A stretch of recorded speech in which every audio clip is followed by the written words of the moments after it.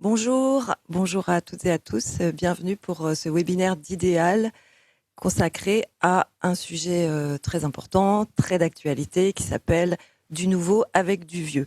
Euh, En préambule, je voudrais faire un peu de pub. En fait, Idéal, c'est aussi les ateliers de l'Institut, donc aussi un centre de formation, un cycle de formation. Et nous venons de publier le nouveau programme pour l'année prochaine qui s'appelle Élire domicile. Donc la question est de savoir en 2027 qui mettra le logement au programme. Alors nous, on le met au programme et on réfléchit à la manière que chacun, chacune a de choisir son domicile, la manière dont il habite, son lieu de résidence, la part de son revenu qu'il décide de consacrer ou pas à son logement. Tout ça très contraint finalement. Et la question est de savoir si aujourd'hui on peut toujours élire domicile. Dans le chat, nous mettons le programme que vous pouvez télécharger. Voilà, si vous êtes intéressé.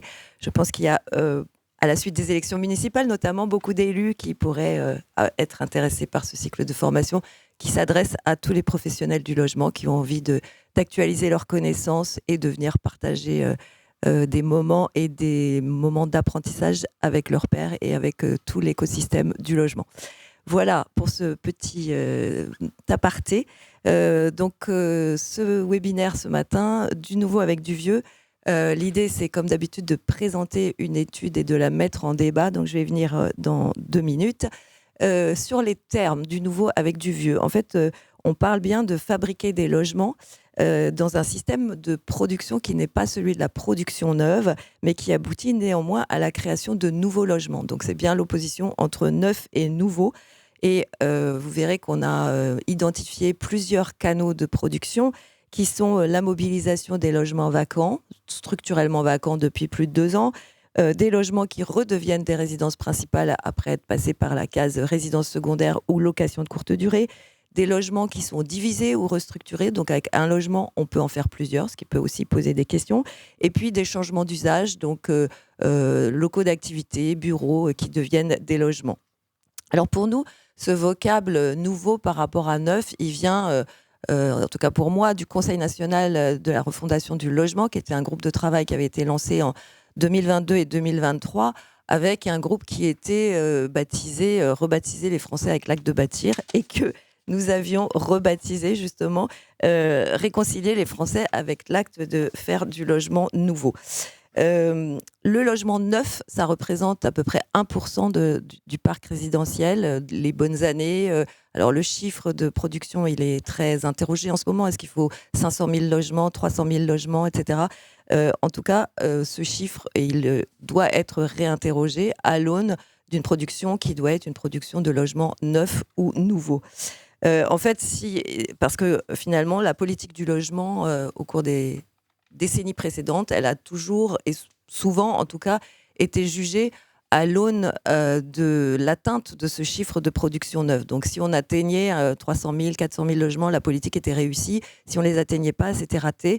Et en fait, les outils étaient également calibrés en fonction de ces objectifs qui sont aujourd'hui nettement remis en question.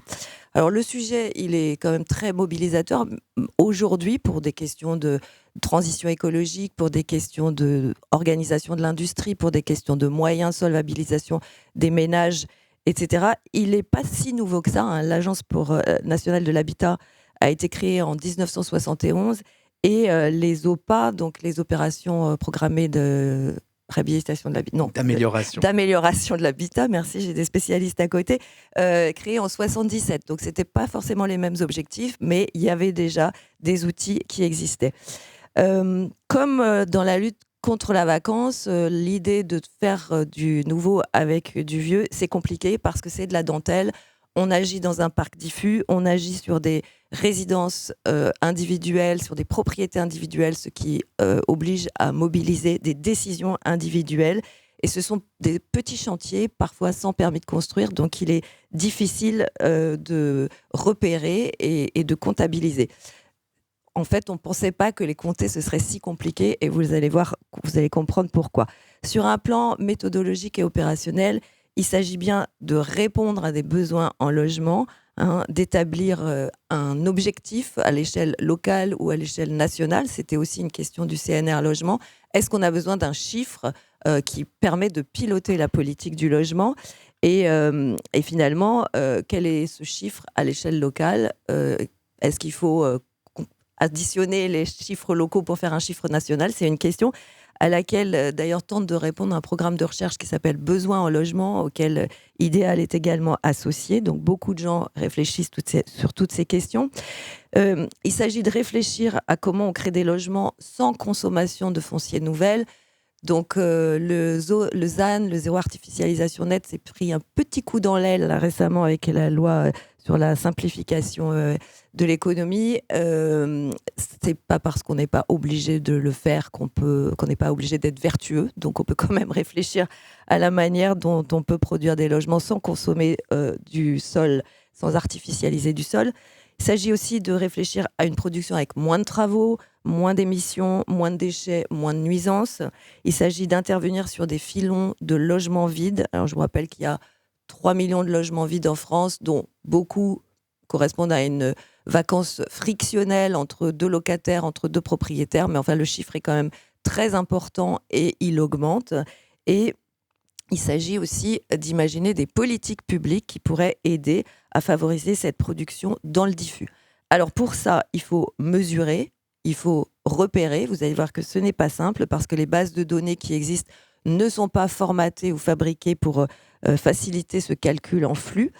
Et la question qui se pose aussi, c'est finalement, est-ce que ce rééquilibrage par la mobilisation du logement vacant est suffisante et au bon endroit pour répondre aux besoins au logement auxquels prétend répondre la production neuve? En fait, on sait bien qu'elle n'y répond pas non plus. Voilà, donc une étude qui a été menée par Cécile Coudrin, Laure Casanova-Hainaut et Guilhem Boulet, qui sont tous chercheurs à la chaire GIF de l'Université d'Avignon et qui vont nous préciser. Guilhem Boulet va nous préciser les résultats de l'étude et elle sera ensuite mise en débat avec Mélanie Bourgeois, qui est responsable de programme au sein de la Fabrique des Quartiers, qui est un aménageur qui travaille sur la requalification des centres anciens et notamment dans la métropole européenne de Lille. Et puis Vincent Pavard, responsable des études et de l'évaluation à l'ANA. Guilhem Boulet, que vous ne verrez pas, mais qui va nous raconter un peu les résultats de cette étude. Suzanne Broly, qui devait être là ce matin, n'a pas pu venir. Elle est désolée, et nous aussi. Et donc, je laisse la parole à Antoine Pochon pour organiser ce débat. Vous pouvez poser des questions via le chat. Et à tout à l'heure. Bonjour à toutes et à tous, merci Catherine. Donc je vous propose d'organiser ce temps de présentation en 3 moments. D'abord un moment où on va revenir sur cet enjeu déjà bien défriché par Catherine de la définition de ces logements nouveaux.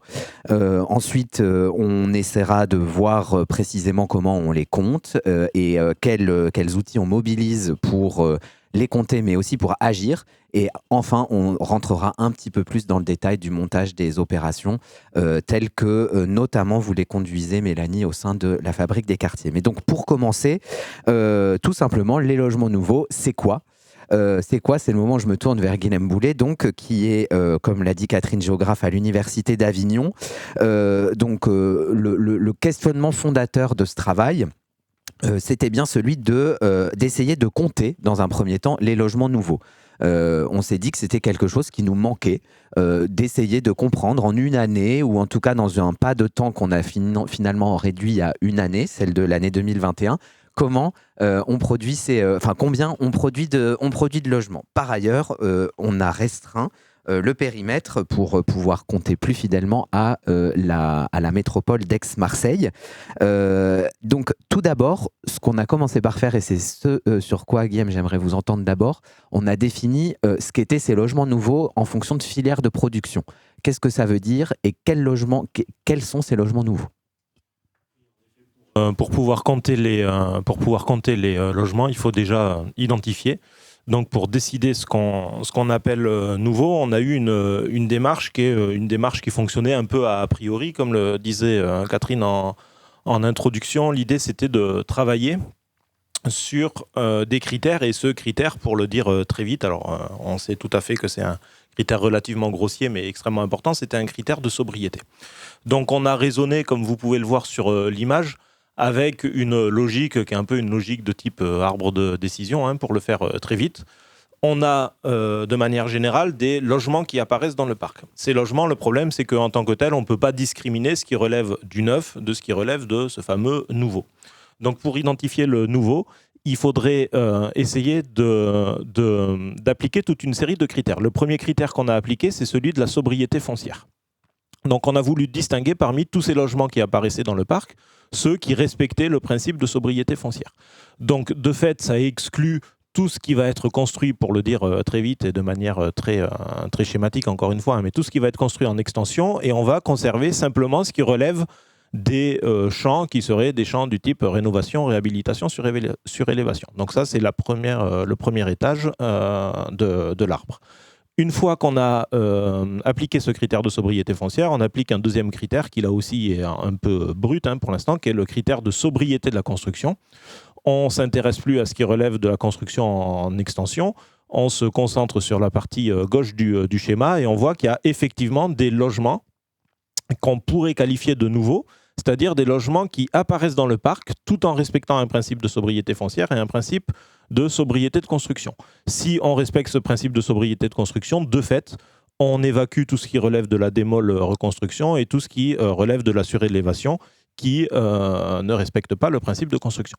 Et donc, il nous reste dans ces logements nouveaux les catégories qu'on va utiliser dans cette étude, donc que vous avez dans le rond vert en bas à gauche du schéma.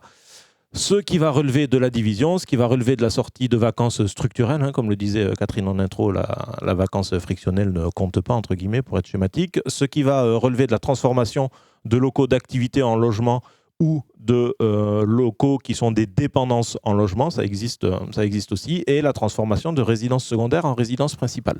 Puisque le dernier critère qu'on a pris en compte, c'est celui que vous voyez sur la dernière branche, c'est le fait de savoir est-ce qu'on crée de la résidence principale dans une optique qui serait, encore une fois, très globalement, d'améliorer les conditions de logement, l'idée étant de produire de la résidence qui aura un usage de résidence principale et qui ne servira pas à faire de la location de courte durée ou d'autres usages. Donc le premier travail, c'était d'arriver à ce genre de typologie.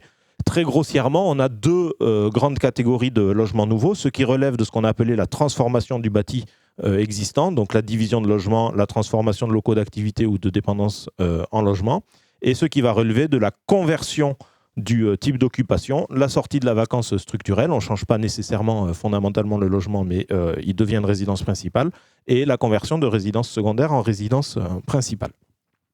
Donc l'idée était de se dire qu'une fois qu'on avait identifié a priori ces différents types, qu'on va appeler ici canaux de production du logement nouveau ou filières de production du logement nouveau, il fallait se débrouiller, comme le disait Antoine, pour les compter.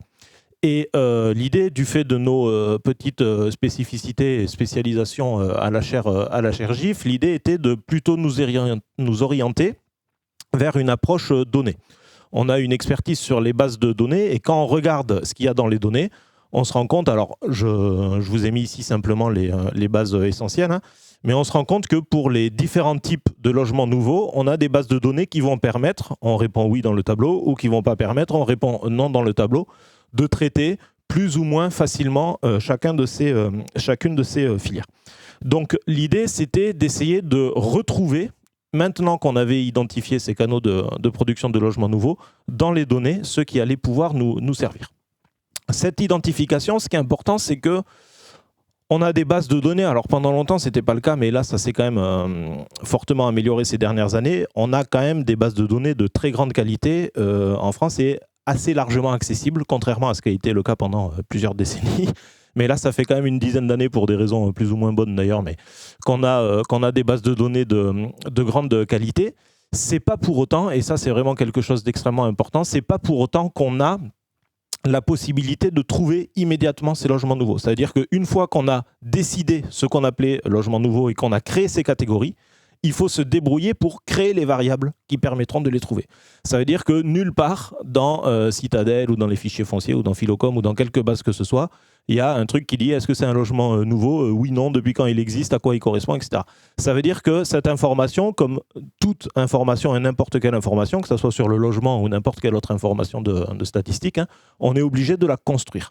Donc le travail de cette étude et la spécificité de cette étude, je m'arrêterai là, je ne viendrai pas sur le détail des jointures des bases. Vous avez de toute façon l'essentiel du protocole dans le petit rapport, mais le but de cette étude, c'était d'avoir une approche critique des sources pour voir comment on pouvait, en gros, en combinant différentes bases de données, essayer d'identifier des paramètres qui étaient des paramètres fondamentaux pour sortir ces canaux, répondre aux questions que vous avez ici, où, quand, comment, quoi. Peut-être en un mot, Guilhem, ces 3 bases de données, leur nature, enfin la provenance des données qui les alimentent, juste pour donner cette petite idée à nos auditeurs.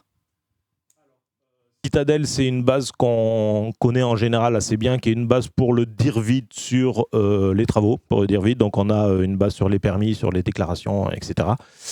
C'est une base qui est assez compliquée à manier, pour être poli, qui a beaucoup d'intérêt, mais qui présente aussi pas mal de problèmes. Les fichiers fonciers, qui sont vraiment la base, qui était notre base de référence, on a une très forte expertise localement. Alors je peux le dire parce que je ne suis absolument pas responsable de cette expertise, mais mes collègues, en l'occurrence Cécile Coudrin, Laure Casanova Hainaut, mais également d'autres personnes sur place et ailleurs, je pense par exemple à Rémillet, ont une très grande expertise sur ces questions. Les fichiers fonciers, c'est une base qui est, pour le dire vite, une base impôt, DGFiP, cadastrale, qui est en partie retraitée par le CEREMA et qui permet d'avoir, pour le dire très vite, un portrait annuel, une sorte de photographie annuelle du parc tous les 1er janvier, pour le dire très vite. Donc ça veut dire qu'on a des informations à la fois sur les locaux, d'accord, le local au sens cadastral, on a des informations sur les locaux et on a aussi des informations sur l'usage ou sur la manière dont est utilisé ce bien, et également des informations qui sont des informations plus directement fiscales, les bases, les valeurs locatives cadastrales, etc. etc. Bon. Et ce qui relève de Philocom, c'est quelque chose qui est relativement différent, c'est-à-dire que c'est au début pas une base orientée logement, habitat, foncier, IMO, comme le sont Citadel 2 et fichiers fonciers, c'est plus une base qui est orientée ménage. Voilà. Donc c'est plus une base intéressante pour des questions socio-économiques, statut d'occupation, etc. Bon, merci beaucoup. Je pense que c'était nécessaire de passer par ce tout petit détour pour comprendre et mettre en évidence justement à quel point ce travail a été compliqué à mettre en place, heureusement fait par des spécialistes. L'autre point important sur lequel on reviendra probablement, c'est cette question, cette démarche d'identification des démarches de sobriété, qui est encore un mot qui circule beaucoup, mais qui est difficile à appréhender réellement, notamment dans la question des politiques publiques. Et juste un dernier mot, la méthodologie portée dans cette étude est proche de celle qui est aussi réalisée par certains de vos collègues au CEREMA. Donc voilà, tout ça s'inscrit dans un univers qui est en train de bouger autour de ces données et de cette question des logements nouveaux. Merci Guilhem. Alors je me tourne vers vous, Vincent Pavard. Donc vous êtes expert transition écologique à l'ANA, l'Agence nationale de l'habitat. Je précise auparavant, il n'y a pas si longtemps, en charge du service des études et de l'évaluation. Alors, la principale mission de l'ANA, comme chacun le sait plus ou moins à peu près, c'est donc d'accompagner et de financer les interventions sur le parc privé, sur cette spécificité du parc privé, et donc d'accompagner des propriétaires, qu'ils soient occupants ou bailleurs, lorsqu'ils souhaitent rénover ou transformer leur logement. Donc finalement, l'agence est aux premières loges, en théorie, pour observer une partie de cette dynamique de création de logements nouveaux qu'on vient d'expliquer. Alors, une question de temps. Est-ce que vous pouvez nous rappeler brièvement, un peu plus longuement que moi néanmoins, les principaux objectifs poursuivis et fixés par l'État à l'ANA, et de quelles données, justement, disposez-vous sur cette création de logements nouveaux dont on voit qu'elles ne sont pas faciles à constituer? Est-ce que c'est quelque chose que l'agence suit? Alors, on a commencé à suivre très récemment ce type de sujet. Donc, l'ANA, par définition, on a des données sur les travaux qu'on finance à travers tous les dispositifs d'aide. Dispositifs qui ont plusieurs objectifs de politique publique. Donc, il y a des objectifs en termes de transition écologique, en termes de transition démographique avec les dispositifs comme MaPrimeAdapt, en termes de de lutte contre l'habitat indigne, d'aide aux copropriétés dégradées, mais on n'a pas d'objectif en termes de création de logements. Historiquement, l'ANA n'est pas missionnée pour créer des nouveaux logements. Et c'est vrai qu'historiquement, la création de logements était plus considérée, entre guillemets, comme un sujet de construction neuve. Et c'est que très récemment, avec les sujets de transition écologique et de limitation de la consommation de foncier, que se pose la question de création de logements dans l'existant. Donc effectivement, on a du mal à suivre, les bases de données ANA sont pas structurées pour pouvoir suivre cette création de logements. Donc comme on a commencé un travail pour essayer de mieux identifier dans ce qu'on finance ce qui contribue directement ou indirectement à la création de logements. Donc vous pouvez voir sur le schéma, j'ai repositionné tous les dispositifs de financement de l'agence avec tout ce qui concerne l'énergie, l'accès au logement. On a des dispositifs d'accès au logement, mais qui sont plus sur la maîtrise des coûts avec le conventionnement social pour rendre accessible des logements à bas coût. Donc le conventionnement, en deux mots, pour bien le repréciser. Oui, voilà, c'est un conventionnement qui s'apparente à du conventionnement social pour, en échange de financement de travaux, le propriétaire bailleur s'engage à respecter des plafonds de location. Donc tous ces dispositifs, en fait, on n'a pas pour l'instant de manière de voir dans quelle mesure ils contribuent réellement à la création de logements. On a des dispositifs qui sont plus de la mise à niveau. Donc tout ce qui va concerner l'énergie, c'est plus de la mise à niveau du bâti. Donc on peut se dire que ça ne contribue pas directement à la création de logements. On a des dispositifs qui sont plus sur des niveaux de bâti un peu plus dégradés. Donc là, on peut se dire qu'indirectement, ça contribue à minima à limiter en tout cas la sortie du parc de logements, de logements très dégradés ou en voie d'être... Ces logements ne deviendraient a priori pas vacants ou peut-être pas tout de suite en tout cas. Voilà, mais indirectement, ce type de dispositif, malgré tout, limite la sortie du parc de logements. Donc on peut dire que ça contribue indirectement malgré tout aux besoins en logement. Et après, on a des dispositifs de financement qui financent des travaux plus lourds. Et là, donc souvent en site inoccupé, parce que la majorité des travaux qu'on finance, ça reste en site occupé. Ce qu'on finance en site inoccupé, on peut se dire intuitivement que ça contribue plus directement à la remise sur le marché directement de nouveaux logements. Ok. Mélanie, je me tourne vers vous. Donc, qu'est-ce que, pour commencer, la Fabrique des quartiers, c'est donc une société publique locale d'aménagement, un aménageur de la métropole européenne de Lille. Quelle est la mission qui lui a été confiée par la métropole? Bonjour à toutes et à tous. La SPLA, la Fabrique des quartiers, a été créée en 2010 avec pour objet principal d'intervenir sur les quartiers d'habitat anciens dégradés. C'est une problématique qui était prégnante sur le territoire parce que beaucoup d'habitats ouvriers avec des formes d'habitat assez singulières du Nord les couraient. Enfin, voilà, on a ces images en tête.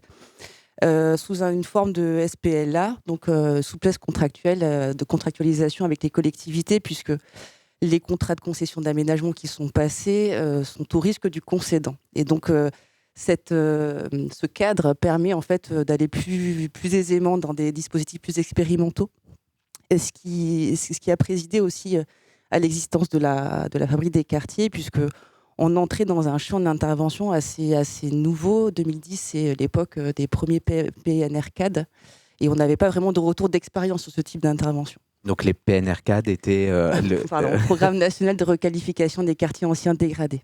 Voilà. Qui était porté par l'ANRU. Exactement. Donc la métropole européenne lilloise s'est intéressée à peu près il y a 10 ans au sujet des logements vacants. C'était une orientation du précédent PLH où il y avait la volonté en fait de réinventer un peu les formes d'intervention dans l'habitat privé. Il y avait déjà énormément de dispositifs qui allaient du coercitif à l'incitatif. Coercitif dans la mise en œuvre des pouvoirs de police pour traiter des situations d'insalubrité, d'indignité et puis de péril, mise en sécurité. Et donc une problématique qui émergeait, c'était justement suite à la mise en œuvre en fait des procédures d'insalubrité, le fait qu'en fait on se retrouve avec des logements dégradés et vides et sans capacité de recyclage immobilier, en tout cas à l'époque. Et puis autre sujet, c'est finalement c'est comment on qualifie, on quantifie ce phénomène de vacances. C'est un phénomène qui en fait se retrouve un peu partout. Il y a des effets de concentration, mais c'est globalement quelque chose de diffus. Et en illustration, voilà, la problématique de la vacance, ça pose des sujets de déqualification du cadre de vie. Donc la question de la déshérence en milieu urbain, ça peut donner la maison arbre. Voilà, donc ça a Roubaix dans un marché immobilier un peu complexe. Là, c'est un immeuble qui a été incendié, procédure de péril. Et puis voilà, on se retrouve avec un propriétaire dans l'incapacité d'impulser un projet patrimonial. Donc cet immeuble, il dégrade globalement ce cadre de vie et pose des sujets de sécurité. Autre phénomène, on est sur la métropole lilloise, sur une forme d'habitat quand même majoritaire d'habitat individuel, donc avec des espaces extérieurs. Et quand on est en déshérence à l'abandon, les espaces extérieurs deviennent des sources de nuisances pour le voisinage. Donc là, on le voit, c'est une forme de vacances, y compris dans des tissus pavillonnaires plutôt récents. Alors, ce n'est pas l'essentiel des sujets que l'on traite, c'est plutôt un habitat ancien. Mais là, en l'occurrence, c'est une maison qui a fait l'objet de malfaçons et donc abandonnée, avec des problématiques de dégradation. Et je vous ai mis des extraits de presse locale parce que pour vous illustrer le fait que ça peut devenir des sujets très préoccupants pour les élus locaux. Ça peut concerner une maison, mais ça fait l'objet de relances régulières des voisins. Si on prend un autre exemple de ce phénomène, le ressentiment, parce que être voisin d'une maison à l'abandon, c'est subir un certain nombre de dommages chez soi. La question de l'humidité, quand la maison voisine a des chéneaux qui ne sont plus fonctionnels et qu'il y a des infiltrations dans ses murs, que cette humidité, elle crée des infestations parasitaires et qu'on a le mérule chez soi et qu'on est dans l'incapacité de se projeter sur une vente de son bien, en tout cas de se délester de ce tracas. Et là aussi, ça intéresse la presse locale, c'est intriguant et c'est un peu rageant. Et puis, autre illustration, l'objet de convoitise, c'est pour illustrer le fait que derrière la lutte contre la vacance, il y a aussi l'idée de pouvoir offrir des opportunités de développement de logements nouveaux. Et donc la remise sur le marché de logements vacants, c'est inscrit aujourd'hui dans le nouveau pelage de la métropole européenne de Lise comme un moyen de développer des logements, et si possible abordables, en diffus. Donc, ce qui est intéressant, en fait, en voyant les photos, c'est que si on le comprend, une partie de votre méthode de repérage de ces potentiels futurs logements nouveaux, c'est le terrain, c'est aller se promener, entre guillemets, dans le territoire de la métropole. Guilhem, lui, nous a expliqué que c'était dans les bases de données que ça se passait. Vincent, est-ce que vous, du côté de l'ANA, vous avez une démarche de repérage? Est-ce que sur quels outils vous appuyez pour peut-être, ou pas d'ailleurs, identifier ces cas, ou au moins peut-être les comptabiliser, puisque vous êtes moins, vous n'êtes pas sur le terrain, vous êtes plus éloigné du terrain? Voilà, après, beaucoup d'aides de l'agence sont déléguées aux collectivités dans le cadre justement d'opérations de programmées de l'habitat ou de dispositifs de repérage de l'habitat indigne. Donc tous ces cas, c'est plus à la collectivité de repérer en tout cas les sites qui font devoir faire l'objet de travaux. Par contre, nous, dans nos bases, on essaye comme je le disais tout à l'heure, d'essayer de quantifier en tout cas le nombre de logements qui vont être remis sur le marché et puis les effets indirects de la politique de l'agence. Enfin, c'est une thématique qu'on essaye en tout cas de pousser pour l'instant. Donc, comme je le disais tout à l'heure, il y a vraiment plusieurs catégories de types de travaux qui permettent de contribuer directement ou indirectement à la création de nouveaux logements. Dans tout ce qu'on finance en termes de mise à niveau, on peut dire que ça contribue indirectement dans le futur aussi à limiter, par exemple, des logements qui pourraient sortir du parc puisque en étiquette énergie qui ne permettront plus la location. Voilà, tout ce qu'on contribue en termes de mise à niveau, c'est de l'ordre de plusieurs centaines de milliers maintenant de rénovation globale qu'on finance. Tout ce qui est un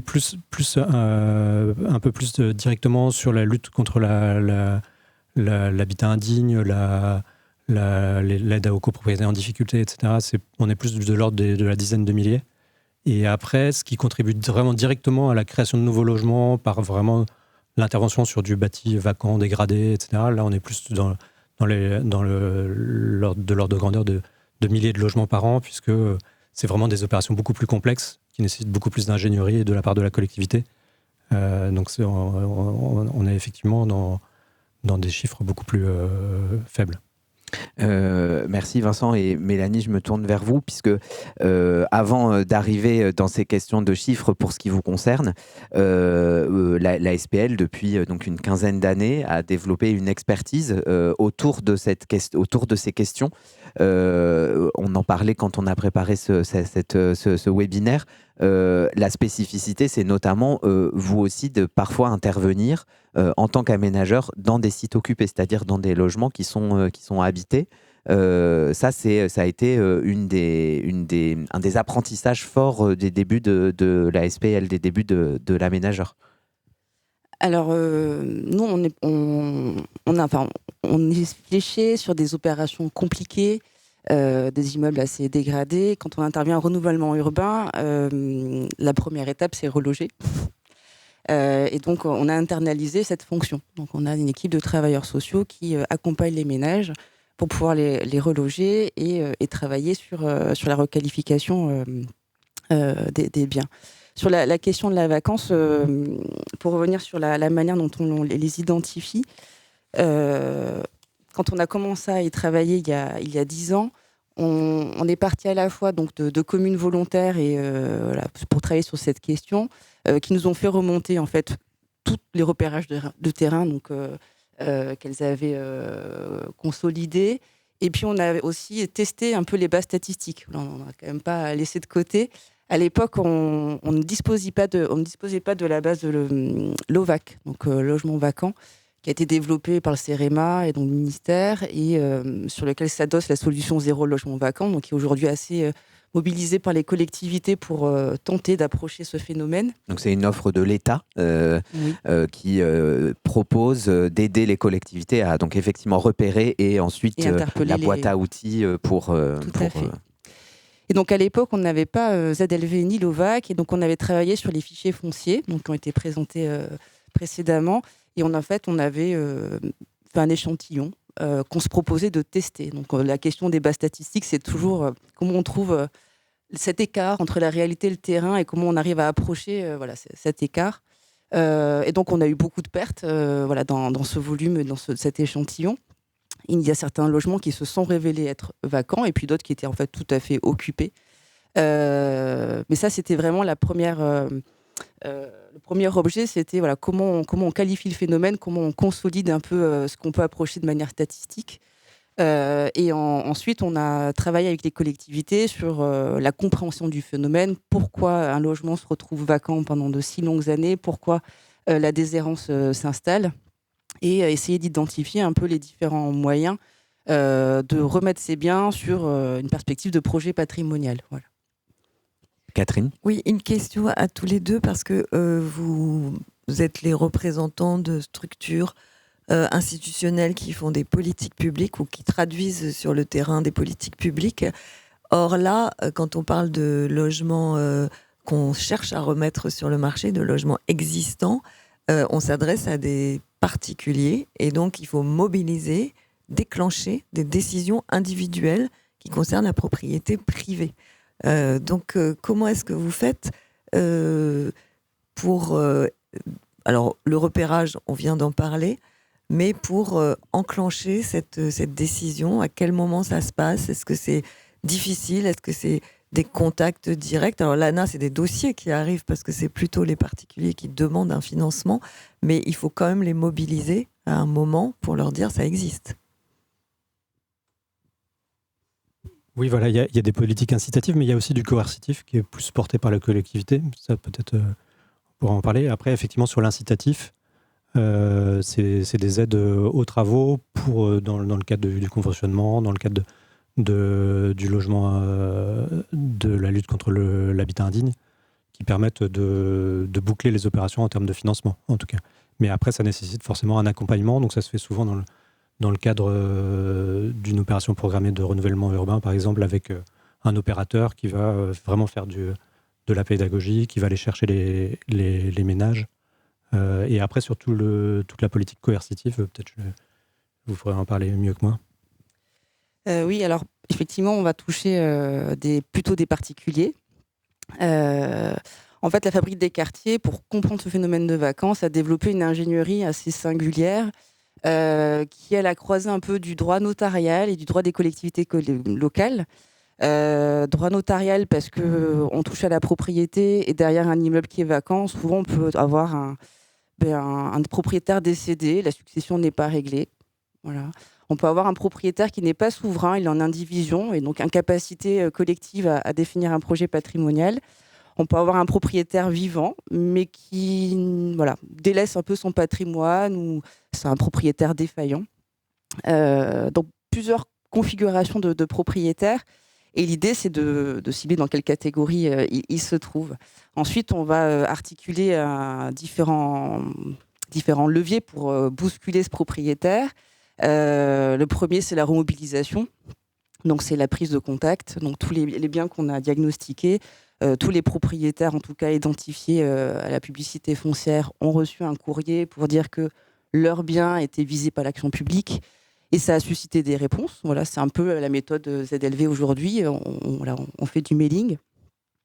Ensuite, dans la remobilisation, il nous est arrivé de contacter des notaires qui étaient en charge de succession pour savoir si ça pouvait se régler.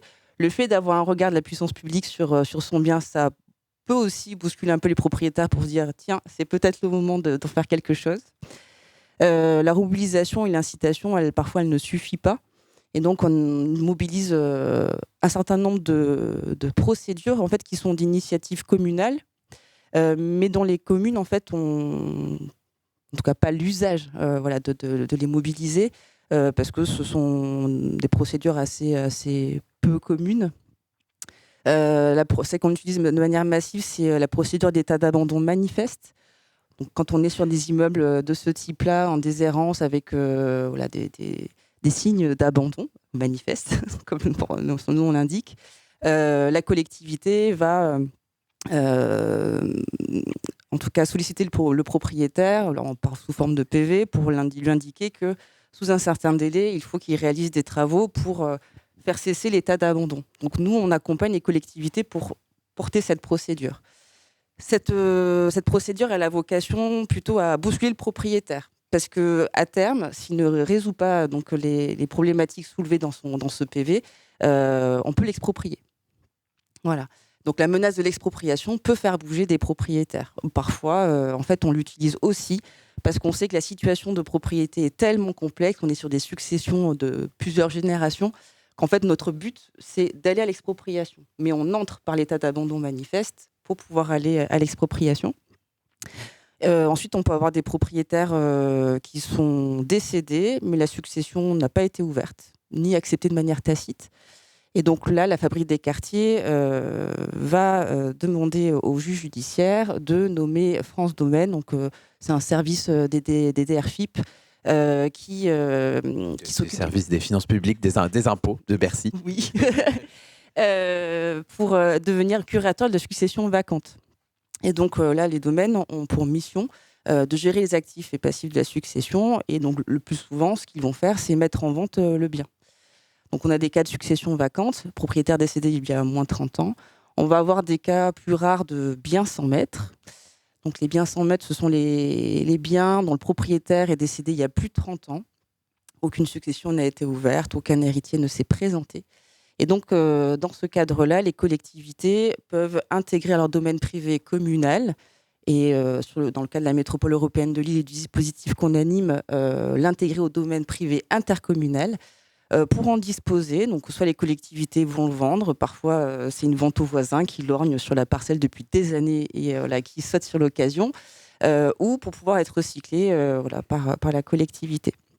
Donc là, c'est différentes formes. Et puis la dernière qu'on mobilise plutôt sur des propriétaires et des multipropriétaires dans des successions compliquées qui n'arrivent pas à se résoudre, c'est le mandataire successoral. Donc ça, c'est une procédure contradictoire que l'on porte, nous, Fabrique des quartiers, où on va demander au juge de nommer un mandataire successoral qui va prendre les pouvoirs de tous les héritiers successibles. Et donc, il aura pour mission de gérer les actifs de la succession. Et souvent, le passif étant plus important que l'actif, la première des actions qu'il va mener, c'est de demander l'autorisation au juge de vendre un certain nombre de biens. C'est une procédure qui est coûteuse pour nous en termes d'ingénierie, puisque voilà, c'est une procédure contradictoire, donc il faut payer un avocat et rémunérer le mandataire successoral. Mais on l'utilise quand derrière on a plusieurs déblocages de biens possibles. Enfin, on appelle ça un peu l'effet strike du bowling. C'est que certes on tape sur une succession, mais c'est coûteux, mais on va pouvoir remettre sur le marché plusieurs biens. Donc là, on est déjà plongé un peu dans la technique, mais c'est très bien. Donc dans les moyens qui sont déployés par la SPL, et on viendra un peu après sur le montage d'opérations quand vous intervenez encore plus directement en quelque sorte pour la production de logements nouveaux. Je me tourne à nouveau vers Guilhem, puisque après avoir donc défini ces logements nouveaux, là on a fait un gros zoom sur la vacance, mais on sait que ce n'est pas la seule filière de production pour ces logements nouveaux. Vous avez donc utilisé ces bases de données et vous les avez appliquées au cas de l'aire urbaine d'Aix-Marseille pour compter combien de logements nouveaux ont été produits pour l'année 2021, tout simplement en fait dans une perspective très, très, très simple, juste de se rendre compte de l'ampleur de ce phénomène. Donc qu'est-ce que ça donne? Combien il y en a?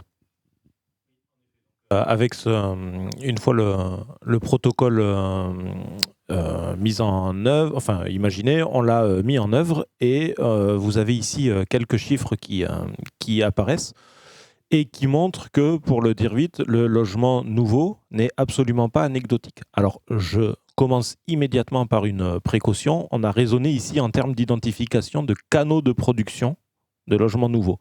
On sait tout à fait qu'il y a à chaque fois des mouvements qui sont des mouvements symétriques et qui font que de la même manière qu'il y a des logements qui rentrent nouvellement dans le parc de résidence principale, il y en a aussi qui en sortent. D'accord ? Donc on le sait très très bien, c'est juste que ce n'était pas l'objet de cette étude, puisque l'objet de l'étude c'était d'être capable par la fabrication d'un protocole fiable de retrouver dans les bases de données dont je vous ai parlé ces logements. Et donc, ce qu'on voit, c'est que ces logements nouveaux, en fait, encore une fois, ici, on ne raisonne pas en termes de solde, on raisonne uniquement en termes de ce qui apparaît sur le marché. Il faudrait soustraire ce qui en disparaît. Mais si on regarde simplement ce qui apparaît, on se rend compte qu'ils sont tout sauf anecdotiques. On en parlait à l'instant, mais la vacance, par exemple, on se rend compte que quand on regarde les résidences principales qui apparaissent parce que des logements vacants disparaissent, ça nous fait un stock de logements qui est quasiment comparable à ce qu'on retrouve dans la construction neuve. D'accord ? Donc, c'est des choses qui ne sont absolument pas marginales. Encore une fois, il faudrait raisonner en solde si on voulait avoir les véritables flux. Nous, ce qui nous intéresse, c'est de travailler sur ces canaux. Donc, quand on regarde ces canaux, on voit qu'ils sont très hiérarchisés. De très très loin, le canal principal, c'est ce qui relève de la conversion du type d'occupation. Donc, on voit que si vous voulez, le levier le plus souvent activé pour la création de logements nouveaux, c'est la conversion de logements vacants en résidence principale. Ça nous fait 27% du total des logements apparus dans le parc. Et c'est la conversion de résidence secondaire en résidence principale. C'est de très loin les principaux canaux. Tout ce qui va relever de la transformation du bâti existant, et donc a priori d'opérations qui vont être plus coûteuses, plus compliquées à mettre en œuvre, on voit que c'est des choses qui sont quand même moins massives, puisqu'on a des parts dans les logements apparus dans le parc, vous voyez, qui n'excèdent pas 6% et parfois simplement 3% quand on regarde la transformation de locaux d'activité ou de dépendance en logement. Donc ça, c'est le premier point. Si on regarde ce que ça donne spatialement, c'est aussi intéressant parce que on se rend compte que la localisation de ces logements nouveaux, quel que soit le canal ou la filière prise en compte, on voit qu'elle est strictement dépendante, pour le dire vite, mais strictement dépendante du parc existant. En d'autres termes, il n'y a pas de spécialisation spatiale, contrairement à ce à quoi on aurait pu s'attendre. Il n'y a pas, grossièrement, de spécialisation spatiale de ces logements nouveaux. C'est-à-dire, on ne les retrouve pas plus particulièrement dans tel ou tel endroit. On les retrouve, pour le dire vite, en gros, proportionnellement à la masse de logements qu'il y a dans le parc. D'accord ? Donc on voit très clairement apparaître Marseille, c'est évidemment le mastodonte démographique de la région, c'est normal. On voit apparaître Aix-en-Provence pour la même raison. Et ensuite, on voit tous les pôles secondaires. On voit la Ciotat, on voit Martigues, on voit l'étang de Berre, etc. Donc on voit très clairement apparaître ces masses-là. Ce qui est intéressant, c'est que cette absence de spécialisation spatiale de la production de logements nouveaux, on la retrouve à peu près pour toutes les filières. Ça veut dire que, par exemple, pour ce qui est de la conversion des résidences secondaires en résidences principales, on aurait pu s'attendre à en voir un peu plus dans des endroits qui sont des endroits touristiques, ce qu'on appelle la côte bleue, par exemple, que vous avez au nord-ouest de Marseille, donc cette côte-là qui est d'orientation strictement est-ouest, que vous avez en gros entre l'Estac, le nord de Marseille et Martigues. C'est un endroit qui est très touristique, il y a beaucoup de résidences secondaires, et on n'a pas pour autant de surreprésentation de la conversion de résidences secondaires en résidences principales. On aurait pu penser de la même manière qu'on est allé avoir une surreprésentation de la sortie de vacances structurelles dans les endroits qui sont des endroits dégradés. Typiquement, les zones péricentrales de Marseille, le péricentre nord de Marseille, 2e, 3e arrondissement, etc. Encore une fois, ici, on a affiché que la carte avec l'intégralité des logements nouveaux, mais si on affiche la carte filière par filière, on se rend compte qu'il n'y a pas de surreprésentation de ça. Donc les cartes filière par filière sont disponibles dans l'étude qui est en ligne sur le site d'Idéal, je le rappelle. Voilà. Le seul cas qui donne une forme de spécialisation spatiale, c'est la transformation des bâtiments d'activité ou de dépendance en résidence principale, dont on a vu dans la diapo précédente, je vous la remets très vite, dont on a vu que c'était la plus marginale, c'est 3% de la totalité des logements apparus. Mais cette filière-là, pour le coup, elle est très spécialisée. Et là, on retrouve notre péricentre nord de Marseille, donc pour le dire très vite, les endroits 2e, 3e arrondissement, Belle de Mai, les docks, etc. Donc là, on retrouve une petite spécialisation spatiale. C'est le seul cas de figure. Donc ça, c'est quand même assez intéressant parce qu'on en parlera ensuite à la fin du webinaire, mais ça montre que c'est quand même un mouvement qui est un mouvement assez ubiquiste. Et ça, c'est assez rare, en fait, dans les questions de production urbaine. C'est qu'on a des logiques qui sont des logiques complètement différentes, par exemple, de celles qu'on aurait dans le neuf. Le neuf, je vous renvoie une brillantissime thèse qui a été soutenue il y a 2 ans, la thèse de Pierre Lebrun, qui montre qu'il y a absolument une très, très, très, très forte spécialisation spatiale à toutes les échelles de la production du neuf, notamment par la promotion immobilière. Ce qu'on voit ici avec le nouveau, c'est qu'on ne respecte pas du tout cette logique, qu'on a une logique qui est en gros une logique strictement dépendante de la masse du parc préexistant. Et ça, c'est quand même un mouvement qui est assez intéressant à relever. Merci Guilhem. Alors sur la spécialisation de la production neuve et la localisation, il y a aussi une étude d'Alexandre Coulondre qui s'appelle « Construire ou pas » que vous trouvez aussi sur le site d'Idéal. Et je voulais juste préciser, parce que l'honnêteté des auteurs de cette étude les pousse, comme l'a dit Guilhem, à préciser qu'il y a une production de logements nouveaux qui est comptabilisée et qu'on ne comptabilise pas la sortie des logements qui deviennent des résidences secondaires ou qui sortent du parc de logements. Mais en fait, quand on parle de construction neuve, on ne comptabilise pas ça non plus. C'est-à-dire que quand on dit il y a 300 000 logements neufs qui sont produits par an nationalement, on compte éventuellement les démolitions quand on est très très honnête, mais la plupart du temps, pas du tout. Donc je dis ça parce qu'on a eu quelques commentaires à la publication de l'étude en disant « Oh là là, mais vos chiffres, ils ne tiennent pas compte de cette sortie ». Alors non seulement on en tient compte dans le discours, mais en plus, c'est une pratique qui est absolument normale dans la manière de comptabiliser la production de logements. Rajouter aussi, pour rebondir sur ça, c'est que notre objectif était d'identifier les canaux de production de logements nouveaux. Une fois qu'on sait le faire en positif, on sait le faire en négatif. C'est-à-dire que c'est la même, pour le dire très vite, il y a quelques petites adaptations, mais c'est la même méthode qu'on retourne. Donc ça sert pour les 2 cas. C'est juste que ce n'était pas notre objectif. Merci beaucoup. J'en profite vraiment pour souligner le fait que donc, les logements vacants sont au cœur de ces dynamiques de transformation de logements nouveaux. Et néanmoins que quelque chose qui mobilise beaucoup les acteurs, en particulier dans les métropoles, et Marseille en est une, la transformation des locaux d'activité en logement est extrêmement marginale. Donc on peut dire, est-ce que c'est ça qui justifie qu'on se mobilise pour que ça devienne moins marginal, ou alors est-ce que on en fait beaucoup pour quelque chose qui est encore très très résiduel? Bon, en tout cas, ça n'empêche que ça reste donc à peu près au niveau autour de un peu plus de 3% des logements nouveaux qui sont créés, qui sont issus de la transformation de locaux économiques.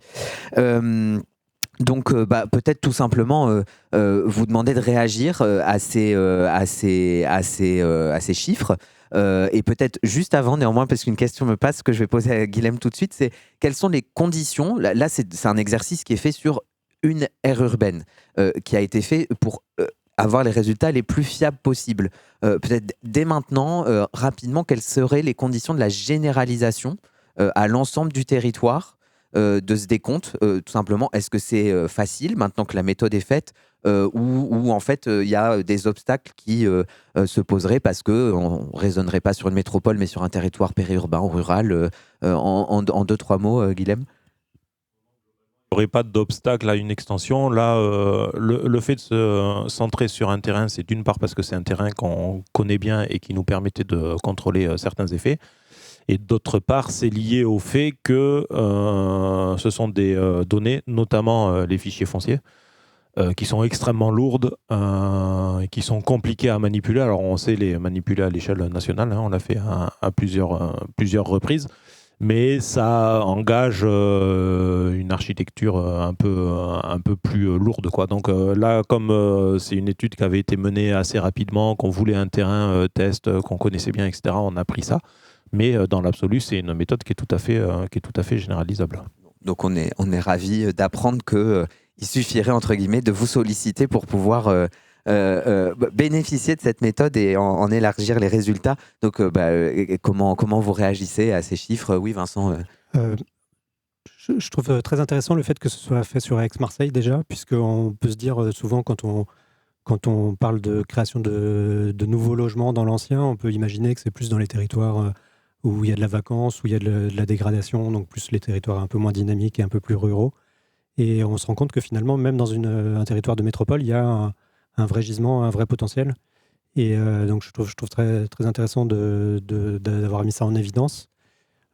Aussi, je voudrais insister sur le fait que justement la création de logements nouveaux, c'est pas uniquement du logement qui était forcément vacant, etc.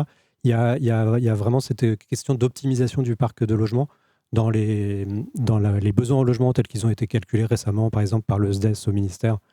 Il y a beaucoup de lignes qui identifient un besoin, qui sont liées, par exemple, au fait que les ménages trouvent leur logement trop petit, au fait qu'ils trouvent leur logement inadapté ou de mauvaise qualité, donc ils ont envie d'en changer, ou à la décohabitation qui fait qu'on a besoin de plus de petits logements et moins de grands logements.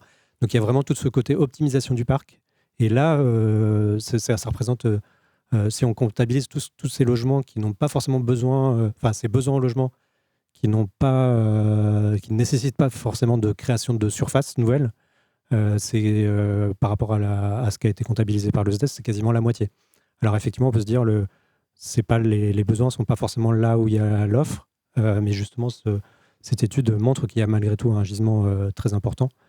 Et du coup, la rénovation peut contribuer à faire en sorte qu'il y a plus de logements de meilleure qualité dans l'ancien qui vont répondre à beaucoup de ces besoins. Oui, donc en fait, c'est intéressant ce que vous dites. Ça veut dire que dans l'approche des besoins en logement, on n'en dira peut-être pas beaucoup plus après, mais c'est intéressant de bien distinguer ces différentes filières de production, et que en fait, quand on parle de ce fameux chiffre, on retient tous celui des 500 000. Finalement, c'est vraiment pas qu'une affaire de neuf, quoi. On peut arriver si on prend au sérieux cette idée de besoin en logement, à satisfaire ces besoins, à apporter les logements qu'il faut sur le marché, sans uniquement focaliser sur de la production neuve.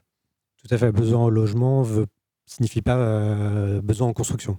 C'est vraiment ça qu'il faut garder en tête, je pense. Mélanie, peut-être, est-ce que ça fait écho? Est-ce que vous voudriez avoir les mêmes chiffres dans la métropole européenne de Lille? Qu'est-ce que vous en pensez? Moi, ce qui m'interpelle et ce qui résonne, c'est ce besoin en fait d'outils d'observation. En fait, dans la programmation, dans les PLH, en fait, on programme toujours un observatoire. On va là-dedans mesurer aussi, évaluer les actions qui sont portées. Sur la question des vacants, en réalité, l'observation, elle se fait sous l'angle de dispositifs opérationnels. Et on a tendance aussi à regarder la vacance comme un stock, et qu'on irait épuiser et grappiller petit à petit. Or, en fait, la vacance, ça reste quand même une histoire de flux, parce qu'il y a des temps de résolution de sortie de vacances qui peuvent être plus longs que sur d'autres sujets, mais ça reste quand même une histoire de flux. La base de données Lovac, par exemple, quand on compare les millésimes, on a à peu près 20% des logements qui entrent et sortent de cette base. Donc voilà, il y a certes la catégorie des vacants qui sont bien enquistés dans la vacance, mais ça reste surtout un sujet de flux. D'où la nécessité d'un observatoire. Et sur ces sujets, encore une fois, il y a l'approche statistique et surtout les remontées de terrain. Et en ce sens, ZLV est assez intéressant parce que c'est un outil à la main des collectivités pour aller tester la base statistique et du coup l'affiner sur son approche des phénomènes de vacances et du coup construire des catégories d'intervention publique. Si je prends une autre catégorie de possible d'intervention publique, la division, par exemple, de la métropole européenne de Lille a mis en place le permis de diviser. Parce que la division, certes, ça crée de nouveaux logements, mais ça crée aussi du mal logement. L'essentiel des interventions de la fabrique des quartiers dans les quartiers anciens dégradés, en renouvellement urbain, notre principal objet, c'est de redonner aux immeubles leur vocation d'origine, en tout cas leur qualité d'occupation d'origine. Quand on a une maison individuelle de 100 mètres carrés divisée en 5 logements, on voit très bien les difficultés d'occupation et de mal logement que cela suscite. Donc voilà, ça aussi pour moi, c'est une catégorie d'intervention publique qui est mal mesurée. En tout cas, si on la mesure, il faut des outils d'observatoire et de veille qui peuvent devenir des soutiens et des appuis à une politique publique, et en tout cas à des dispositifs opérationnels. Vous avez dit quelque chose de très important en effet, c'est un focus qu'on n'avait pas mis dans cette étude pour des raisons de faisabilité, mais on n'a pas regardé la qualité des logements qui étaient produits. Il s'agit seulement de les avoir comptés, ce qui était déjà un très grand pas. Néanmoins, comme tout le monde le sait, Idéal est très attaché à cette question de la qualité du logement et c'est aussi pourquoi on vous avait invité, c'est que ce soit l'ANA ou un aménageur ancré dans une métropole, la qualité est quand même au centre de ces préoccupations. Enfin, il nous semble en tout cas que c'est une des raisons pour lesquelles vous intervenez et qui permet donc justement de distinguer les opérations que vous conduisez de la grande masse des opérations de production de logements nouveaux qui peuvent, et l'étude ne le documente pas, mais on le sait, peuvent conduire à des situations de mal logement ou finalement de logement d'une qualité parfois tout à fait médiocre. Dans les modalités d'intervention de la SPL que vous avez mentionnées tout à l'heure, peut-être un tout petit mot sur le fait que finalement, il y a une concession, c'est-à-dire qui a été donnée à la SPL par la métropole européenne de Lille. Juste avant d'arriver après au développement des interventions, des interventions directes, cette concession vous permet d'intervenir directement pour produire des logements nouveaux dans des habitations, des bâtiments, des immeubles dégradés. Quel est le périmètre de cette concession ? C'est déjà la première question. Et puis, combien, finalement, avant de revenir dans la mécanique, combien de logements ont fait l'objet d'une intervention directe ? Puisqu'on a compté, ça va nous permettre d'objectiver un peu plus votre action. Oui, alors quand on a commencé à travailler sur la vacance, au départ on était plutôt sur une mission opérationnelle où le principal objet c'était comprendre les situations de vacances, accompagner les collectivités territoriales dans la palette d'outils à leur disposition pour faire bouger des propriétaires. Donc un certain nombre de procédures coercitives qui viennent percuter aussi les questions financées par l'ANA, donc les mesures donc pouvoir de police, insalubrité, péril. Et en fait, au bout de 3 années d'intervention, on a testé les différentes filières de déblocage. On s'est rendu compte que certaines situations ne pouvaient se résoudre qu'en allant à la maîtrise foncière publique pour un recyclage immobilier porté par un opérateur. D'où l'émergence de cette concession d'aménagement, donc qui a débuté en 2020 pour une durée de 12 ans et qui est repartie en périmètre opérationnel de 600 logements qui, à l'issue de 3 années de mission opérationnelle, n'avaient toujours pas retrouvé la voie du marché. Donc 600 logements ont été identifiés dans le périmètre de la métropole et la métropole vous a donné mandat pour agir sur ces 600 logements. C'est ça. Donc mission opérationnelle, périmètre de 2400 logements en observation, un certain nombre de déblocages et de remises sur le marché sans sans maîtrise foncière publique en fait. Donc ce sont des propriétaires privés qui ont assuré le recyclage immobilier. Et puis 600 logements qui demeuraient sans solution de sortie, intégrés au périmètre opérationnel. Et puis, donc il y avait 24 communes qui étaient partenaires du précédent dispositif, et on a fait un appel à manifestation d'intérêt auprès de toutes les communes de la métropole européenne de Lille pour verser 2 nouveaux logements à investiguer. Donc on a eu de 800 nouveaux logements intégrés au périmètre opérationnel. Donc aujourd'hui, notre base de travail, c'est 1400 logements qui n'ont pas tous vocation à être maîtrisés, bien entendu. C'est plutôt un périmètre de captation foncière, donc un volume de logements que l'on va expertiser, on va accompagner des remises sur le marché. Et puis pour certains d'entre eux, donc objectif défini au début de la concession d'aménagement, 101 immeubles qui seraient maîtrisés en vue d'être recyclés, donc avec la production à terme de 129 logements.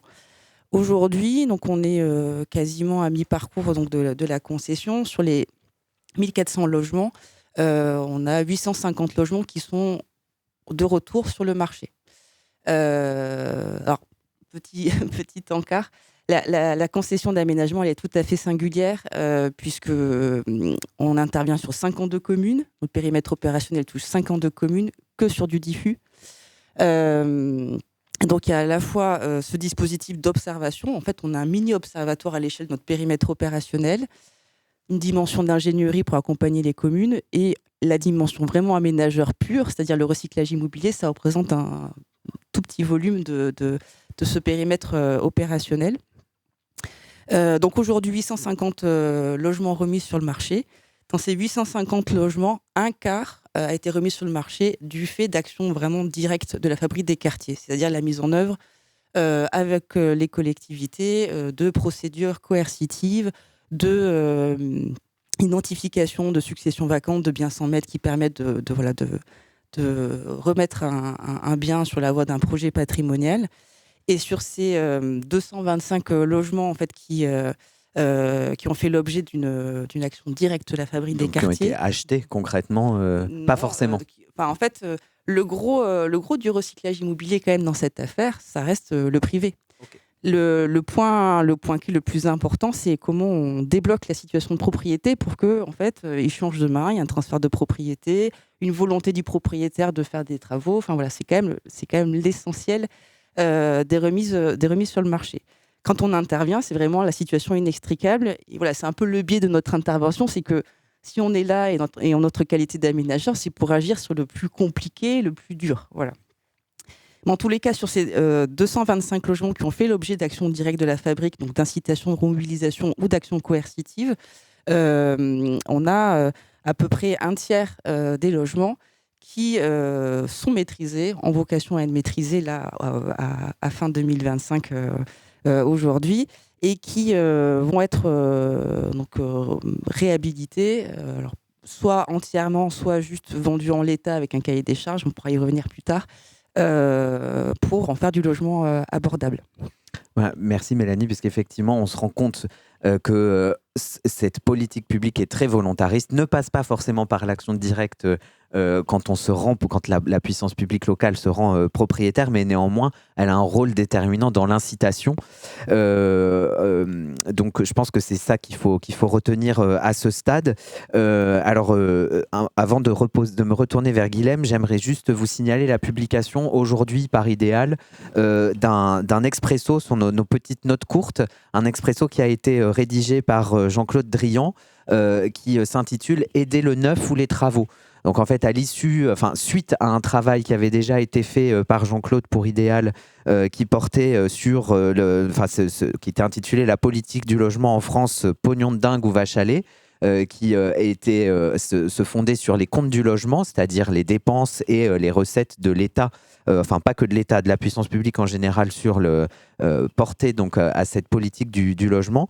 Là, on a voulu savoir dans cette expression, on a demandé à Jean-Claude Drian quels étaient les volumes concrets de dépenses de l'État qui aider plutôt à la production neuve ou aider plutôt aux travaux. Donc vous pouvez retrouver l'intégralité de la publication sur le site d'Idéal, mais en fait ce qui est intéressant, c'est que le résultat principal, c'est que finalement 52% du volume des aides délivrées des aides publiques sont dédiées aux travaux et donc ne sont pas dédiés à la production neuve, et donc 45% est dédié à la production de logements neufs. Et finalement, ce qui pèse si fort dans la balance pour ces 52% d'aides dédiées aux travaux, c'est la TVA à taux réduit. Puisqu'en fait, il existe une TVA à taux réduit, une TVA à 10% et parfois à 5,5% pour les travaux de rénovation énergétique. Donc une réduction de TVA pour les travaux, qui est une mécanique finalement qui est assez discrète, qui est assez peu contrôlée par la puissance publique également, et qui est très coûteuse, puisque cette seule TVA à taux réduit représente plus de 6,5 milliards d'euros en 2004.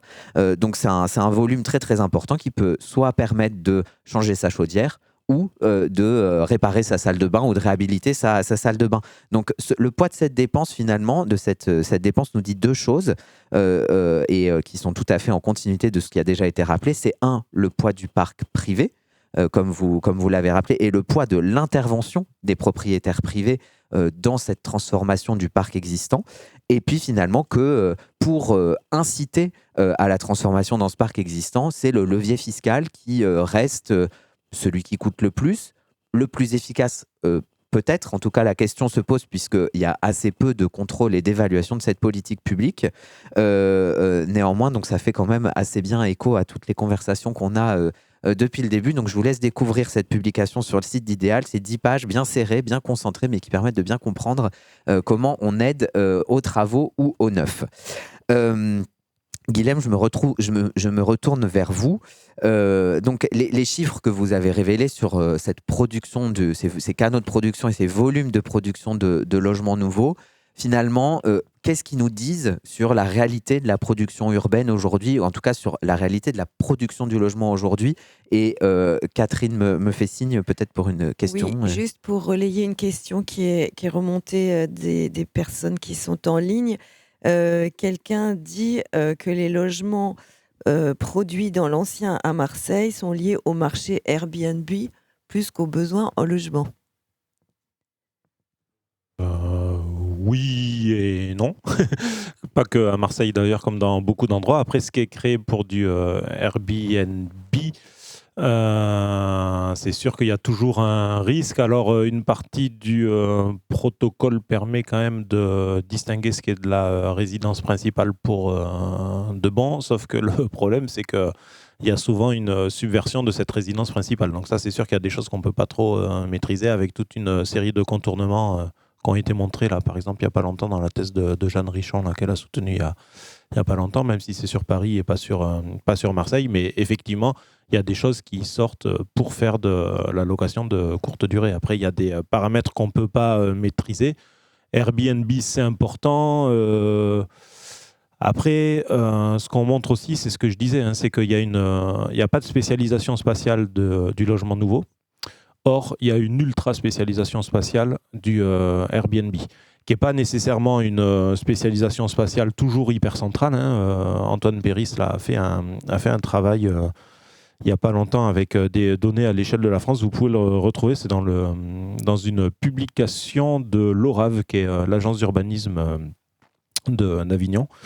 Et en fait, il montre que selon les villes, on a ce qu'il appelle des profils en... Alors, il ne faut pas que je me trompe dans ces lettres, mais il a des profils en U, des profils en J, des profils en A et des profils dans une autre lettre encore, en L, je crois.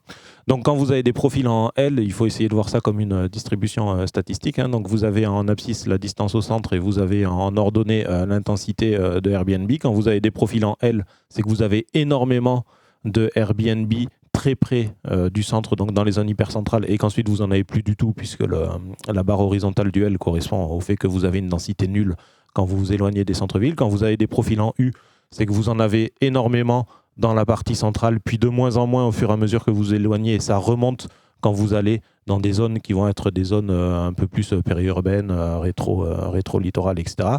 Quand vous avez des profils en A, c'est que vous n'en avez pas beaucoup au milieu, pas beaucoup très loin, mais pas mal dans les zones intermédiaires. Et en J, c'est quand vous en avez très peu au milieu, pas du tout à courte distance et énormément loin. Donc, quelle que soit la lettre que vous prenez en compte là, dans cette courbe de distribution spatiale de Airbnb, ça montre qu'il y a une ultra-spécialisation spatiale. Or, la carte que je montrais juste avant montre qu'on n'a pas de spécialisation spatiale, qu'on a une intensité de production de logements nouveaux qui correspond à l'intensité du parc. Donc ça veut bien dire que même s'il peut y avoir des fuites, entre guillemets, parce qu'il y a une Airbnbisation du parc, le fait que cette distribution spatiale ait cette tête montre qu'il y a quand même toute une partie de la production de logements nouveaux qui ne peut pas être affectée par cette Airbnbisation. Et vraiment, le périmètre de résidence principale qui était fondamental dans cette étude permet, a priori... Ça permet de sortir ce qui est du Airbnb pur. Le problème, c'est le Airbnb qui gruge, qui est censé être de la résidence principale, qui est censé être loué que quelques jours par an, et en fait, c'est pas le cas. Dont Jeanne Richon a montré que c'était pas nécessairement des phénomènes marginaux.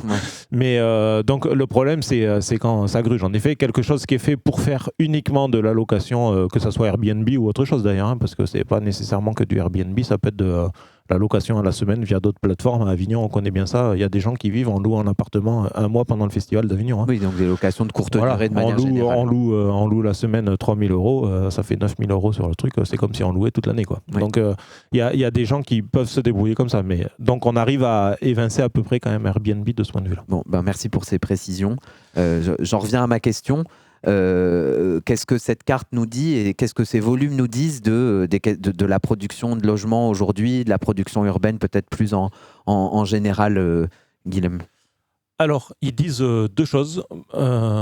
Pour rebondir un peu sur ce que disaient mes collègues, la première chose, et c'est un peu ce que disait Vincent Pavard avant, c'est que ça montre qu'on est un peu quand même dans une... J'y pensais quand vous en parliez, on est un peu dans ce que des spécialistes, pas du logement, mais des infrastructures, appellent l'ère de la maintenance, quoi. On dit souvent qu'on est passé maintenant dans une période où on serait plus...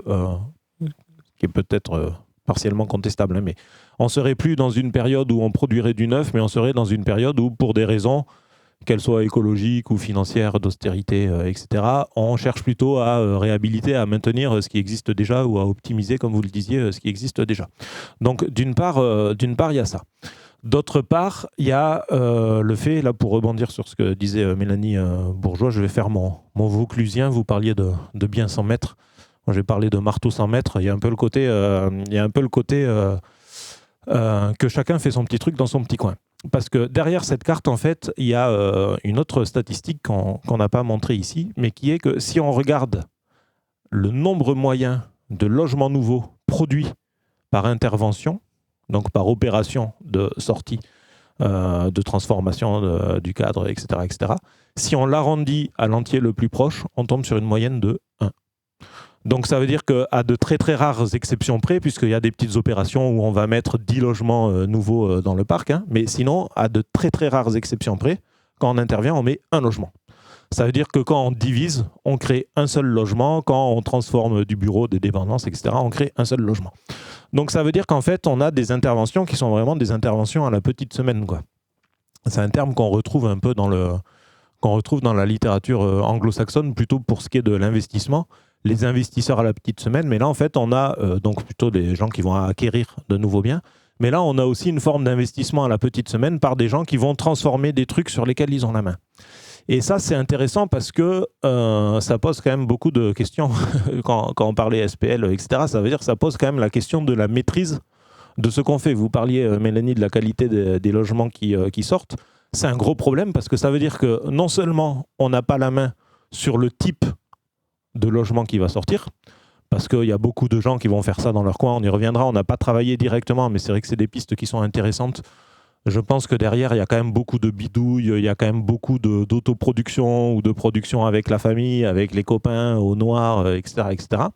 Donc on est dans des canaux de financement qui vont être des choses qui vont être largement sans doute autofinancées, etc. Enfin bon, on n'a pas d'opérations qui sont des opérations complexes. Donc on ne maîtrise pas le type de bien qui peut sortir. Très concrètement, a priori, on peut craindre quand même qu'il y ait une bonne partie de ces logements qui sortent qui soient des logements de type marchand de sommeil, quoi. Enfin, on en parlait pour le cas de Bressuire, Antoine. Enfin, il y a un autre cas qui est très connu à côté d'Avignon, qui est le cas de Beaucaire Tarascon, où il y a énormément de production horticole et énormément de migrants, notamment latino-américains, qui viennent travailler dans les champs, et où on trouve pareil de l'autoproduction comme ça, avec des gens qui vont diviser des maisons en 5 petits appartements dégueulasses pour loger des gens dans des conditions terribles. Donc il y a ce problème de qualité des logements, on n'a pas la main dessus, et il y a aussi un autre truc sur lequel on n'a pas la main, c'est la localisation de cette production de logements nouveaux. Une question de géographie. Ouais, qui est une question de géographie, et alors pas que de géographie au sens de distribution, de répartition spatiale, mais qui est aussi une question de géographie au sens d'aménagement tout court, quoi. Parce qu'en fait, on retrouve des questions, enfin, on va se retrouver peut-être face à des enjeux qui étaient des enjeux qu'on a connus dans les années 90-2000 dans des zones qui étaient des zones relativement peu denses, où on a eu multiplication des pavillons, où on a eu le fameux BIMBI, etc., qu'on a toujours étudié, et où on se retrouvait avec des problèmes structurels, c'est-à-dire qu'on crée des endroits, je caricature, hein, des endroits qui étaient faits pour accueillir 1000 maisons, 1000 bagnoles, etc., et en 5 ans, on passe à des endroits où en fait il y en a 1800 ou 1900 et autant de bagnoles et autant de problèmes de réseau, etc. etc. Par un mouvement entre guillemets spontané, voilà. Enfin, pas organisé par la puissance voilà. publique. Et donc en fait se pose la question de l'impact spatial et en termes d'aménagement de cette production urbaine, comme vous le disiez, qui est une production presque strictement spontanée et absolument pas maîtrisée par la puissance publique. Et ça pose quand même des questions. C'est pour ça que je ne sais pas si j'ai pu donner l'impression, mais c'est absolument pas l'idée. Il ne s'agit pas de se réjouir immédiatement et de dire youpi, on a sorti des nouveaux logements. Déjà parce que je ne pense pas que ça soit nécessairement que le nombre de logements qui joue sur les prix ou l'accessibilité du logement, mais en plus parce que on maîtrise pas nécessairement ce qui en sort, quoi. Donc il faut faire attention, c'est-à-dire que c'est aussi une forme de laisser-faire en fait sur la production de la ville. Alors on peut appeler ça production ordinaire, urbanisation ordinaire, je ne sais pas quel terme mettre derrière, mais en tout cas il y a des choses importantes qui se jouent ici, quoi. Et donc finalement, à l'autre bout de ce spectre que vous venez de décrire, se trouve Mélanie Bourgeois à Lille, enfin en tout cas la SPL. Donc en fait, ce qui semble intéressant là, c'est que vous contribuez donc à produire ces logements nouveaux, mais donc dans un cadre réglementaire, financier, de montage qui est complètement différent et qui est la mise en œuvre d'une politique publique. Et bon, il faut bien le dire, cette politique publique, elle est coûteuse et presque même dans le cas des opérations que vous montez, souvent déficitaires. Oui. Donc sur les biens que l'on maîtrise et qu'on a vocation à réhabiliter, en fait la première question c'est qu'est-ce que l'on va produire, quelle casquette on va prendre, est-ce qu'on va être juste un aménageur, c'est-à-dire qu'on va sécuriser, curer le bien, le vendre en l'état et aller chercher un investisseur qui se chargera de le réhabiliter avec une autorisation d'urbanisme déposée, un cahier des charges précis qui permet de cadrer ce qui va sortir de cet investissement. Ou si on prend notre casquette de promoteur, ce qui est un peu une spécificité dans le paysage des aménageurs, c'est que on porte des réhabilitations et des opérations de restructuration complètes jusqu'au prêt à habiter. Et souvent, ça, on le fait parce que, alors c'était pas une vocation en soi au départ, mais parce que on intervient sur de tout petits objets qui ne vont pas intéresser des opérateurs classiques, des bailleurs sociaux ou même certains investisseurs. Et donc, pour les commercialiser, on s'est rendu compte que c'était plus facile de les commercialiser quand c'était des objets finis. Et donc, l'aventure de la promotion dans l'habitat ancien, effectivement, au départ, on était sur des coûts d'intervention qui permettaient d'avoir un équilibre d'opération, enfin, un modèle économique qui se tenait. Sauf qu'on a aujourd'hui une inflation des coûts de travaux. Et puis, la spécificité d'intervenir exclusivement sur l'habitat en déshérence, c'est que 100% du programme, ce sont des immeubles qui ont des problématiques structurelles. Et donc, en fait, c'est faux de dire qu'on fait de la réhabilitation. On fait de la restructuration lourde. Et la plupart des interventions que l'on a sont fiscalement apparentées à du neuf. Voilà. Concrètement, ça veut dire l'objet d'une TVA plus importante que si c'était de la réhabilitation plus légère. Oui. Après la TVA, nous on la paie pas, on n'est pas bon, voilà. Mais in fine, voilà, oui, in fine, on est plutôt sur des TVA à 20 qu'à 10 dans nos programmes, en tout cas spécifiquement sur ce sujet de sortie de vacances.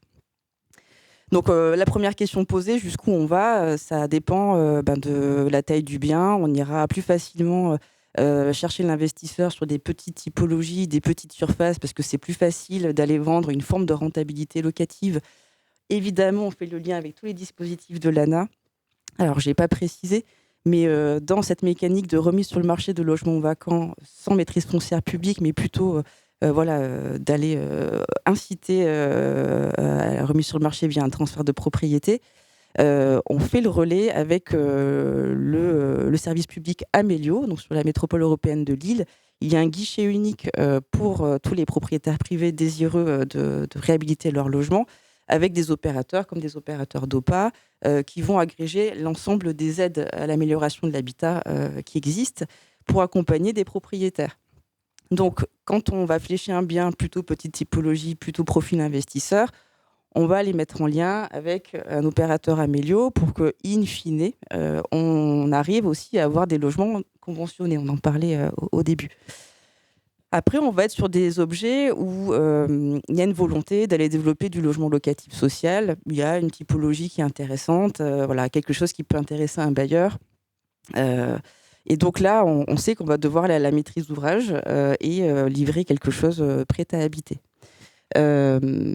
Donc là, effectivement, on se heurte à des coûts d'intervention qui sont assez importants.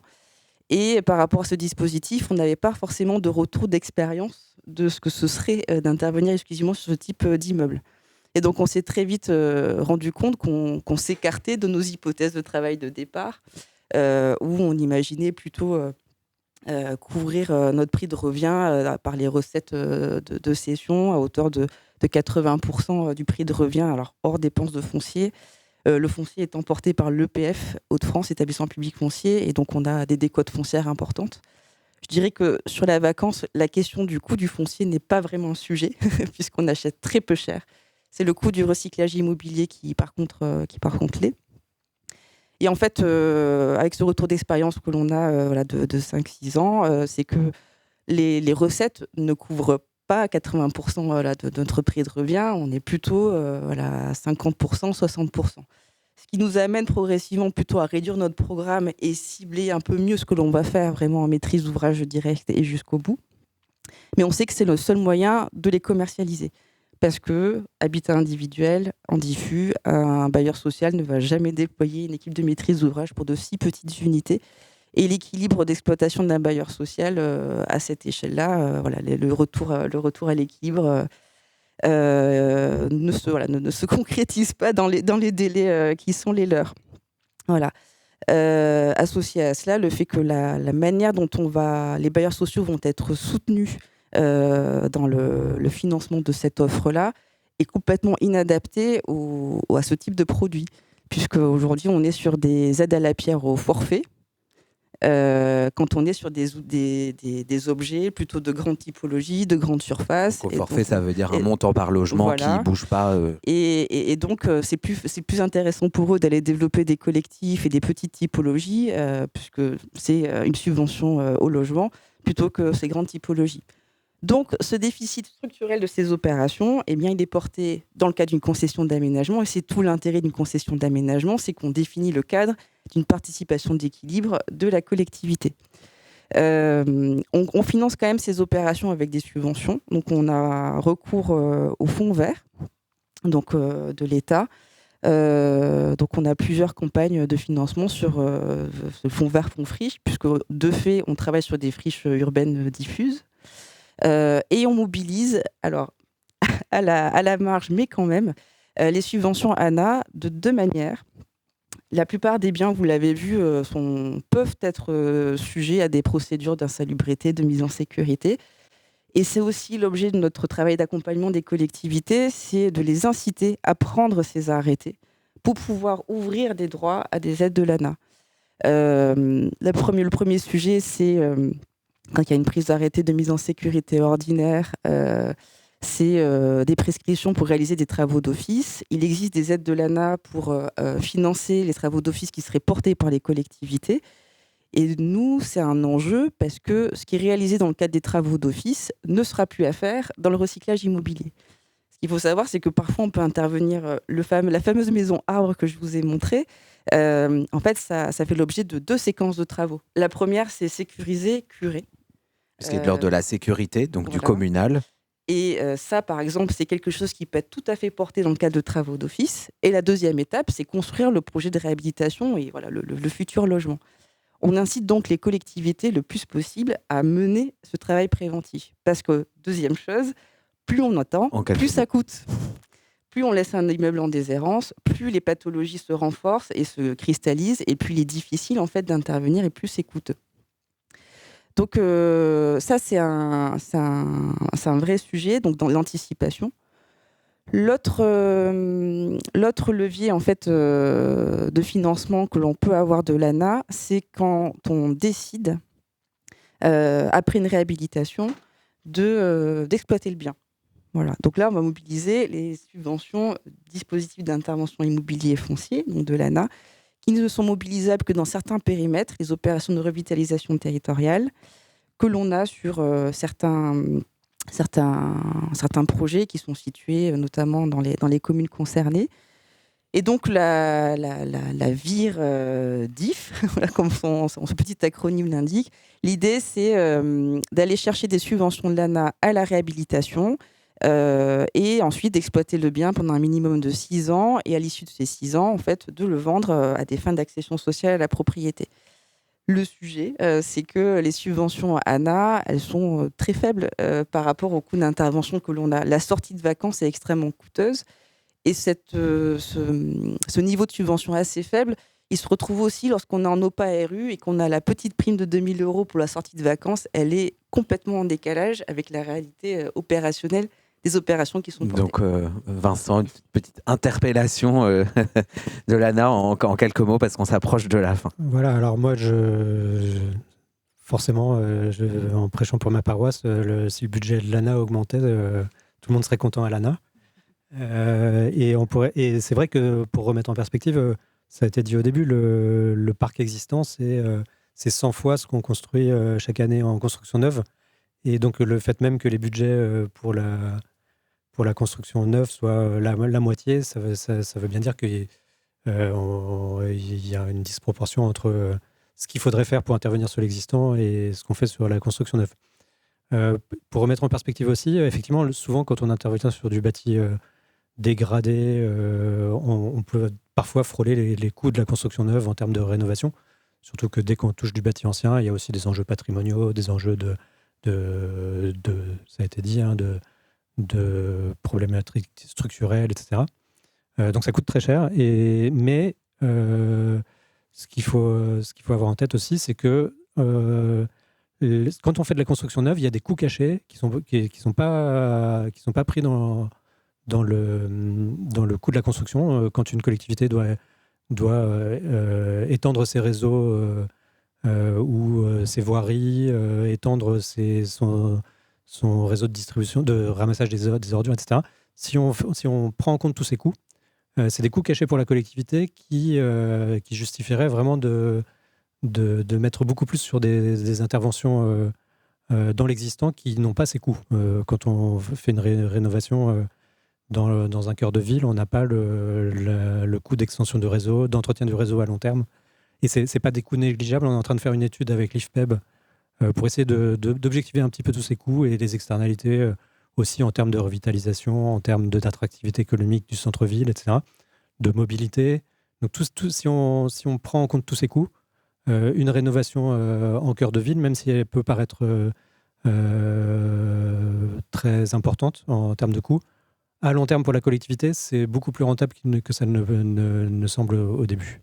Merci beaucoup parce qu'en fait, on mesure à quel point tout ça est une politique publique en cours de structuration, particulièrement à l'échelle locale, avec des opérations qui sont complexes, à l'échelle nationale soutenue par l'ANA, mais qui continue de phosphorer sur cette question, et donc qui contraste assez fortement avec ce que Guilhem a présenté au sujet de la production à Aix-Marseille. Donc merci, et Catherine, pour conclure. Oui, merci. Petite conclusion toute petite. Donc déjà, merci d'avoir participé et de nous avoir éclairé sur ces sujets dont on voit bien qu'ils sont en avancée permanente et qu'ils répondent aussi en termes de recherche et en termes de pratiques opérationnelles à une industrie qui n'est pas tout à fait adaptée à la transition aujourd'hui, à la production de logements neufs, nouveaux, au calcul de ces logements neufs, nouveaux, au calibrage des politiques publiques, etc. On est vraiment dans un mouvement de bouleversement très important qui justement justifie qu'il y ait de la recherche sur ce sujet. Donc on en a cité pas mal, hein. Il n'y a pas qu'Idéal évidemment qui travaille là-dessus. Donc merci beaucoup. Je vous donne rendez-vous le 11 juin pour un autre webinaire qui se fera en collaboration avec AMO, Architectes et Maîtres d'Ouvrage, qui est une association avec laquelle on a entamé un cycle de 3 webinaires. Il concernera le logement spécifique. Qu'est-ce que c'est que le logement spécifique opposé au logement ordinaire ou à côté du logement ordinaire? Donc, ils sont le logement pour les étudiants, le logement pour les personnes âgées, le logement pour des publics particuliers, avec une étude qui s'appelle Services compris. Et puis, je vous rappelle aussi que nous avons mis en ligne le programme de formation de l'année prochaine qui s'appelle Élire domicile et auquel, si vous voulez, si vous le souhaitez, vous pouvez vous inscrire à partir de maintenant. La rentrée aura lieu le 17 septembre. Donc, merci beaucoup et bonne journée.